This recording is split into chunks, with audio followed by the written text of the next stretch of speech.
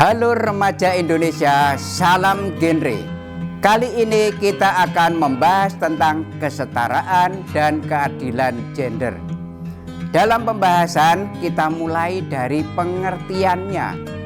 Pengertian gender adalah pandangan masyarakat tentang perbedaan peran, fungsi, tanggung jawab laki-laki perempuan yang merupakan hasil konstruksi sosial budaya sehingga dapat berubah sesuai dengan perkembangan zaman. Maksudnya peran tersebut, misalnya peran laki-laki di Jawa sekarang itu berbeda dengan peran laki-laki di Jawa 10 tahun yang akan datang. Begitu. Pengertian yang berikutnya di sini sama, yaitu adalah seperangkat sikap, peran dan seterusnya. Tetapi di sini ada penekanan dianggap pantas menurut norma adat istiadat, kepercayaan, kebiasaan masyarakat setempat.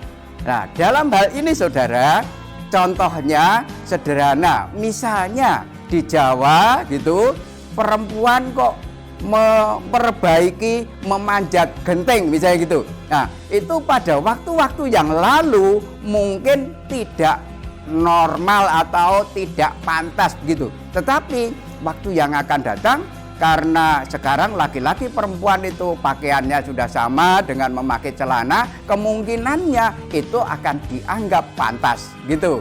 Berikutnya saudara, materi yang saya sampaikan adalah saya akan memberikan catatan pengertian tadi itu kaitannya dengan gender itu dengan kodrat. Berbeda saudara, jadi gender itu bukan kodrat gitu. Karena kalau kodrat itu misalnya perempuan itu menstruasi, perempuan itu hamil, perempuan itu menyusui, begitu, itu kodrat. Gitu. Nah, kalau yang laki-laki bagaimana? Laki-laki itu mempunyai sperma, kemudian mempunyai yakun, gitu. Itu sebagai kodrat. Yang berikutnya saudara, kaitannya dengan penjelasan kami ini saya membedakan kaitannya dengan jenis kelamin itu dengan gender gitu. Nah, kalau jenis kelamin perannya itu misalnya peran reproduksi, itu jelas. Antara laki-laki dengan perempuan jelas. Perbedaan organ itu jelas gitu. Sehingga konsekuensinya masing-masing organ itu sudah jelas gitu kaitannya dengan jenis kelamin tersebut. Berikutnya peran reproduksi. Berikutnya yang kaitannya dengan jenis kelamin itu tidak dapat dipertukarkan. Berbeda dengan gender. Kalau gender perannya kan peran sosial. Sehingga tergantung waktu. Waktu 10 tahun yang akan datang mungkin berbeda dengan sekarang. Berbeda dengan 10 tahun yang akan datang gitu. Berikutnya saudara, misalnya peran sosial itu buatan manusia, bentukan manusia, sehingga perannya laki-laki sekarang itu bisa berbeda dengan perannya laki-laki itu 10 atau 20 tahun yang akan datang. Begitu. Begitu pula berikutnya kaitannya dengan gender itu, saudara. Saya sampaikan yang di sini berikutnya adalah ini kaitannya dengan kesenjangan gender. Bagaimana yang dimaksud dengan kesenjangan gender itu saudara? Itu adalah apabila salah satu jenis kelamin itu berada dalam keadaan tertinggal dibandingkan dengan jenis kelamin lainnya gitu. Misalnya laki-laki lebih tinggi dibandingkan dengan perempuan atau sebaliknya. Itu yang dimaksudkan dengan kesenjangannya gitu. Nah, 3 masalah utama kaitannya dengan kesetaraan atau ketidaksetaraan gender itu saudara, misalnya yang di sini adalah kaitannya dengan akses perempuan yang terbatas.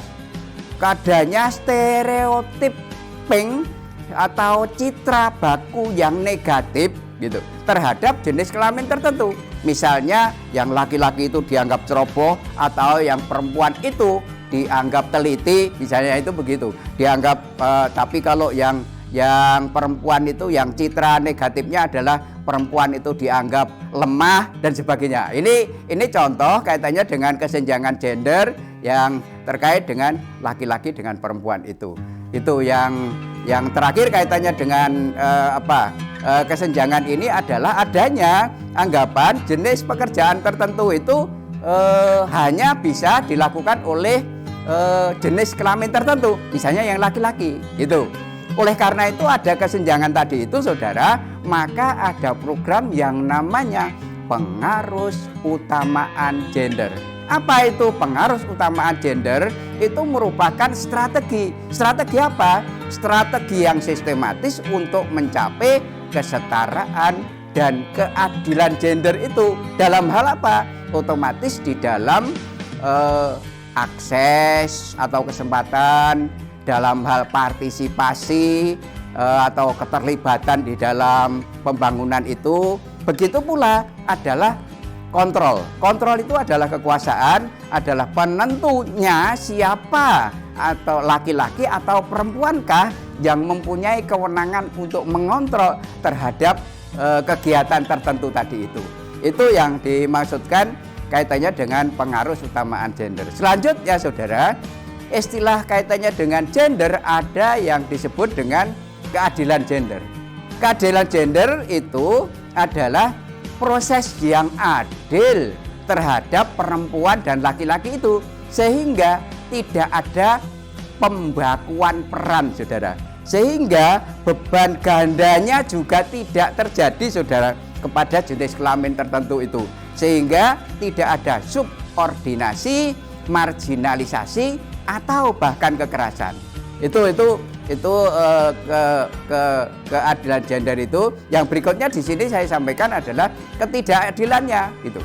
Nah, ketidakadilannya adalah apabila sistem atau struktur itu antara laki-laki dengan perempuan itu menjadi korban sistem tersebut gitu. Itu yang dimaksud dengan ketidakadilannya.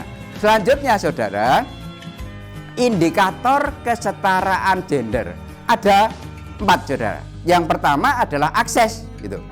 Akses itu adalah peluang, kesempatan untuk memperoleh atau menggunakan sumber daya yang ada. Selanjutnya peran atau partisipasi. Itu adalah keikutsertaan atau partisipasi seseorang di dalam kegiatan pengambilan keputusan. Yang ketiga, ukurannya adalah, indikatornya adalah kontrol. Kontrol itu adalah penguasaan atau wewenang, kekuatan untuk mengambil keputusan tertentu di dalam kehidupan itu. Siapakah yang menentukan? Laki-laki kah? Perempuan kah? Itu yang dimasukkan dengan kontrol. Misalnya kaitannya dengan keluarga berencana, yang menentukan adalah hanya laki-laki. Misalnya begitu, itu kaitannya dengan kontrol. Berikutnya yang terakhir saudara, kaitannya dengan manfaat. Manfaat itu maksudnya di dalam gender itu siapa yang bisa memanfaatkan atau menikmati itu secara adil terhadap hasil pembangunan. Itu yang dimaksudkan dengan manfaat, sehingga indikatornya gender itu sudah lengkap.